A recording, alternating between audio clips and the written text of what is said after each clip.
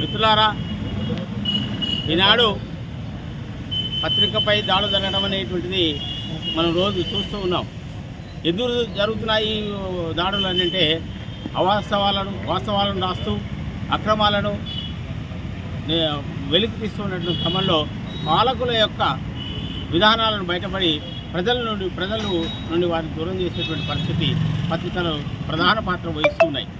ఇది వాస్తవమైన విషయం. ఎందుకంటే ఆంధ్రప్రదేశ్లో సాక్షి పత్రిక పైన మరియు ఎడిటరు ధనంజయ రెడ్డి గారి పైన కూడా దాడి జరగడం అనేటువంటిది ఇది ప్రజాస్వామ్యానికే పెద్ద గొడ్డలి పెట్టు లాంటిదని చెప్పేసి మేము భావిస్తూ ఉన్నాం. ముఖ్యంగా పత్రికలు అనేటువంటివి ఎట్లాంటివి అంటే మనకు రామాయణ మహాభారత కాలంలో కూడా ఉన్నాయి. నారదుడు ధర్మరాజుకు చెప్తాడు, అయ్యా వార్త ఎందు జగము వర్ధిల్లుతున్నది, అది లేని నాడు అంధకార బంధురంబు కనుక వార్త వెలయింపవలేవు అధిప అని చెప్పేసి ఆనాడు నారదుడు ధర్మరాజుకు చెప్తాడు. వాస్తవంగా కూడా పత్రికలు అనేటువంటివి అలా ఉండాలి. ఎలా అంటే ప్రజలకు ప్రభుత్వాలకు మధ్య వారధిగా ఉండాల్సినటువంటి అవసరం ఉన్నది. అలా ఉంటూనే ఉన్నాయి పత్రికలు కూడా. అలా ఉన్నటువంటి సాక్షి పత్రిక పైన ఆనాడు అక్కడ ఉన్నటువంటి ప్రభుత్వం ఈ దమనకాండ అనేటువంటిది నిర్వహిస్తున్నది. ఇది కొనసాగుతూనే ఉన్నది. ఇది కొనసాగడానికి వీలేదని చెప్పేసి మొత్తం పత్రికాలోకం అంతా కూడా ఈనాడు ధర్నా కార్యక్రమాలు అనేటువంటి చేస్తూ ఉన్నారు. వీటిని సమర్థించవలసిందిగా ప్రజాతంత్రవాదులైనటువంటి ప్రజలందరినీ ప్రజాతంత్రవాదులు లౌకికవాదులు అందరూ ఖండించాలని కోరుతున్నాం. 4వ స్తంభమైన పత్రికా రంగాన్ని, స్వేచ్ఛ రంగాన్ని కూడా ఈ పాలకులు హరించి వేస్తున్నారు.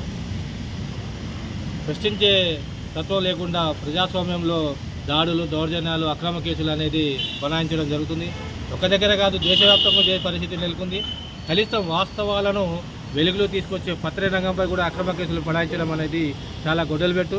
ఇలాంటి సంఘటనలపై ప్రజాస్వామ్యవాదులు, మేధావులు, విద్యావంతులు, యువకులు, మహిళలు అందరూ కూడా ఖండించాల్సిన అవసరం ఉంది.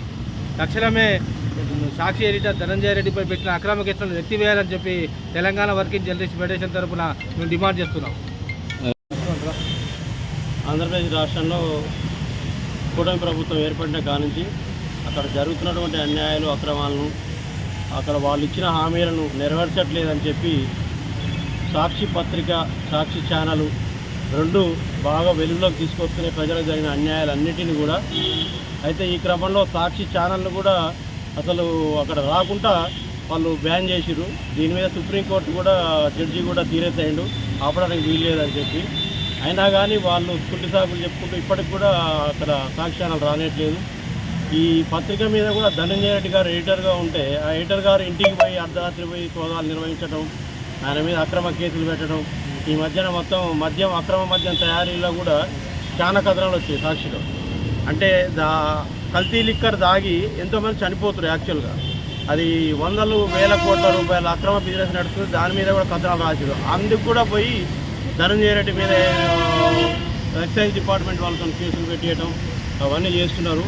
పత్రికా స్వేచ్ఛను హరించడమే ఇది. చంద్రబాబు నాయుడు అనుకుంటున్నా నియంతలు ఎవరైనా కాలగర్భంలో కలిసిపోక తప్పదు.